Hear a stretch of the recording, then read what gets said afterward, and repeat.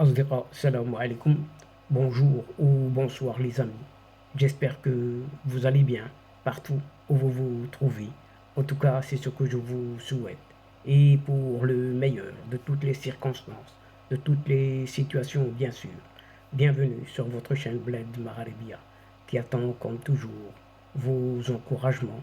Merci pour vos gentils compliments et vos gentils commentaires. Et merci aussi pour vos précieux conseils. Mais abonnez-vous pour rester tout simplement très informé des dernières nouvelles de votre chaîne. الأصدقاء نتمنى تكونوا بخير وعلى خير أينما كنتم. أهلا وسهلا بكم ومرحبا بكم في قناتكم. Cette séquence vidéo vous propose la présente chronique, toujours sous forme de 3 épisodes, dont voici le deuxième, évoquant cet universitaire cette fois-ci, de renom et président de l'Institut Prospective et Sécurité en Europe, mais installé en France comme il se doit, qui commente pour nous les tenants et autres aboutissants de la récente reconnaissance par l'État d'Israël de la souveraineté du Maroc sur son Sahara atlantique. Pour lui, cette décision sera suivie par bien d'autres, notamment en Europe, considérant que la France aurait dû prendre de l'avance quant à la nouvelle dynamique enclenchée sur le Sahara marocain. Et il explique, cet universitaire explique pourquoi la position de Paris sur ce dossier est ce qu'on appelle entre guillemets déterministe et bloquée.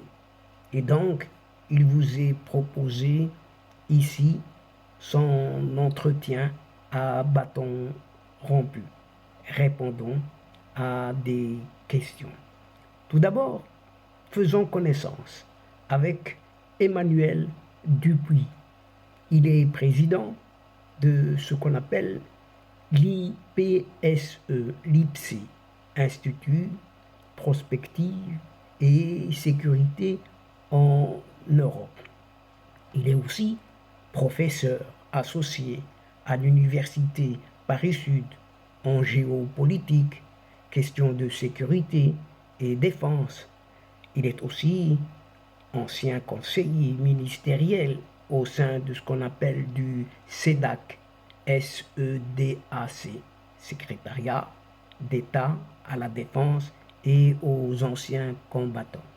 Il est aussi professeur invité au sein de la Zhejiang Wanli University et du Ningbo Maritime Silk Road Institute en Chine donc. Et il fut également chargé de mission auprès de l'IRSEM, IRSEM, Institut de recherche et d'études stratégiques de l'école militaire. On entame déjà la première question. Première question, lundi 17 juillet dernier, l'État d'Israël annonçait sa reconnaissance officielle de la souveraineté du Maroc sur le Sahara occidental. Pour vous, cette décision était-elle prévisible? Et la réponse d'Emmanuel Dupuis, cette décision était parfaitement prévisible. Elle était même attendue depuis maintenant 3 ans, en l'occurrence depuis décembre 2020, quand les États-Unis et Israël ont conclu un accord tripartite incluant le Maroc et quand Washington a reconnu la marocanité du Sahara, allant jusqu'à ouvrir un consulat virtuel à Dakhla. Il faut se réjouir que désormais la position israélienne est actée et qu'elle est officielle. Deuxième question, qu'est-ce qui expliquerait cette latence de 3 ans selon vous? Et la réponse d'Emmanuel Dupuis, cette décision a été complexifiée par des considérations propres à la politique intérieure israélienne. La situation géopolitique de 2020 et le passage de l'administration de Donald Trump à l'administration de Joe Biden aux États-Unis n'ont pas aidé. Mais cela n'a pas empêché Marocains et Israéliens de travailler ensemble. Les entreprises israéliennes ont, dès la reprise des relations entre Rabat et Tel Aviv, commencé à s'implanter dans le royaume marocain et la coopération a été enclenchée dans nombre de secteurs comme l'eau, la défense, la cybersécurité, etc., etc. L'armée israélienne était d'ailleurs représentée à des exercices comme l'African Lion 2022 et 2023 qui se sont déroulés notamment au Sahara. Autant dire que la reconnaissance était déjà en vigueur et elle est aujourd'hui formalisée et elle ne manquera pas de pousser d'autres pays à agir de même. Troisième question, justement, quelles sont les implications de cette décision et à quoi devrait-on s'attendre?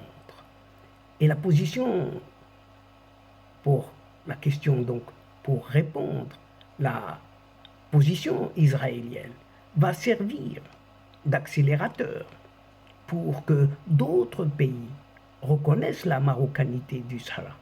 Emmanuel Dupuis pense notamment aux pays qui s'inscrivent aujourd'hui comme à l'avenir dans la logique des accords d'Abraham.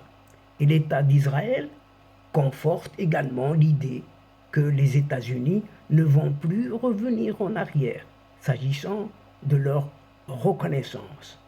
D'ailleurs, l'administration américaine l'a dit et redit, sa décision est irrévocable. Et cette décision va également exercer une pression sur les autres pays membres du Conseil de sécurité. La pression sera d'autant plus forte sur des pays européens, l'Espagne et l'Allemagne, qui soutiennent désormais le plan d'autonomie des provinces sahariennes sous souveraineté marocaine, ont déjà franchi le pas. D'autres, comme l'Italie, auront juste à suivre. Emmanuel Dupuis pense aussi que les regards vont dorénavant se tourner avec insistance et beaucoup d'intérêt vers une certaine Grande-Bretagne. Des entreprises britanniques se sont réunies à de nombreuses reprises avec le patronat marocain et les Britanniques savent que leurs investissements dans les provinces du Sud leur ouvriront un marché africain qui jusqu'à présent était rétif puisque situé sur un espace francophone. Nous arrivons à la quatrième question. Quid de la France alors, pays qui était à l'avant-garde en matière d'appui au Maroc dans ce dossier, mais qui aujourd'hui est à la traîne? Et la réponse d'Emmanuel Dupuis n'a pas traîné. En disant ceci, je ne poserai pas la question en ces termes. La position de la France, exprimée du temps de Jacques Chirac, et son appui à l'option d'autonomie n'ont pas bougé. En définitive, c'est une position que d'autres pays rejoignent aujourd'hui. C'est le cas notamment de l'Espagne et d'autres pays européens. La France n'a pas reculé, mais il est clair qu'elle est restée figée alors qu'elle devrait franchir un pas supplémentaire vers la pleine reconnaissance de la marocanité du Sahara et l'ouverture d'un consulat à Dakhla. Cinquième question, est-ce que c'est un pas auquel le Maroc peut s'attendre sous la présidence d'Emmanuel Macron? Et la réponse d'Emmanuel Dupuis, hélas, hélas, non. La position française est déterministe et elle est bloquée. Elle est d'autant plus que la France a toujours été interrogative, voire rétive, quant à l'idée même des accords d'Abraham dont elle est de facto exclue. La reconnaissance américaine de la marocanité du Sahara a été entendue avec beaucoup de frilosité de la part de la diplomatie française. Pour cela, la France ne se rangera pas à la position israélienne, de peur de donner l'impression que ce sont les États-Unis et Israël qui donnent le là, s'agissant du Sahara. Paris aurait dû anticiper cette dynamique, mais elle n'a pas su percevoir les signes faibles. Maintenant, la France pourrait tirer son épingle du jeu en agissant en coulisses et notamment en veillant à ce que le Maroc puisse prendre la présidence annuelle de l'Union africaine en 2024 ou encore à ce que le royaume marocain soit pris en compte dans l'élargissement en vue d'un certain Conseil de sécurité. Et sixième question, le tropisme algérien, cette fois-ci du président Emmanuel Macron, est-il pour quelque chose dans le caractère bloqué de la position française? Et la réponse d'Emmanuel Dupuis, sans doute, mais ce n'est pas déterminant. Et je ne dirais d'ailleurs pas qu'il existe un tropisme algérien chez le gouvernement français, mais une volonté de rupture du statu quo diplomatique entre Paris et Alger.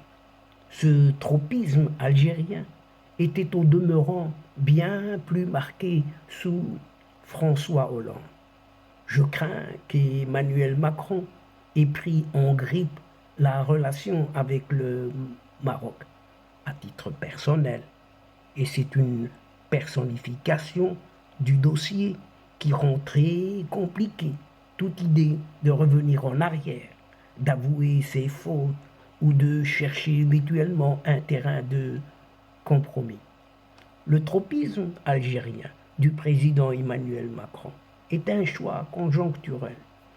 Pendant ce temps, on est en train de déconstruire une relation avec le Maroc bâtie de longue haleine sur des bases solides. Pourtant, en face, il n'y a rien. La preuve en est que ce pseudo-président athée a annulé pour la troisième fois son déplacement en France et que toutes les belles perspectives promises à l'occasion de la visite en Algérie d'Emmanuel Macron, suivie par celle de sa chef du gouvernement, Elisabeth Borne, avec pas moins de 16 de ses ministres, n'ont abouti sur absolument rien, rien du tout. Et donc, chers amis, mesdames et messieurs, nous sommes arrivés doucement mais sûrement à la fin de cette séquence et avant de vous fixer un autre rendez-vous à une prochaine fois, Inch'Allah, en vous retrouvant avec un immense plaisir. N'oubliez pas de vous abonner pour recevoir tout simplement les dernières infos à travers les séquences vidéo de votre chaîne, tout en vous remerciant pour votre participation, votre fidélité, de nous suivre jusqu'au bout. Et n'oubliez pas de partager, toujours partager les séquences vidéo de votre chaîne, partout où vous êtes et où vous pouvez le faire. La chaîne a énormément besoin de vous. الأصدقاء وصلنا إلى نهاية هذه الحلقة وقبل موعد آخر للمرة القادمة إن شاء الله لا تنسوا الاشتراك لتصلكم الفيديوهات أخرى ونشكركم كثير الشكر على مشاركتكم للمتابعة. le moment, l'instant est arrivé juste pour vous dire au revoir les amis et à la prochaine fois, Inch'Allah. الأصدقاء السلام عليكم ورحمة الله وبركاته مع السلامة